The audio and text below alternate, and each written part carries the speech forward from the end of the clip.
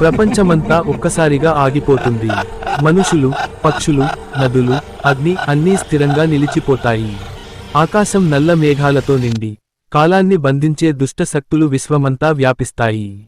రాక్షసులు నవ్వుతారు. భయం ప్రపంచాన్ని కమ్మేస్తుంది. అన్ని ఆగిపోయినప్పటికీ ఒక్కరే కదులుతాడు. అతడే హనుమాన్. శక్తివంతమైన చూపు. అతని అడుగులు పడుతున్న చోట కాలమే పగిలిపోతుంది. హనుమాన్ తన గదాను పైకి ఎత్తి భూమిపై బలంగా మోదిస్తాడు. ఒక్క దెబ్బతో కాలాన్ని కట్టిపడేసిన బంధాలు అద్దంలా పగిలిపోతాయి. మెరుపులు, దివ్యశక్తి, ఆకాశం కంపిస్తుంది. రాక్షసులు భస్మమవుతారు. సువర్ణ కాంతి అతని చుట్టూ వెలుగుతుంది. నదులు మళ్లీ ప్రవహిస్తాయి. పక్షులు ఎగురుతాయి. ప్రజలు మళ్లీ కదలతారు.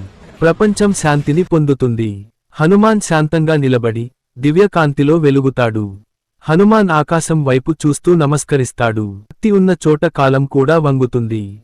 కాలం ఆగినప్పుడు భక్తి మాత్రం ఆగలేదు. జై హనుమాన్, జయ హనుమాన్.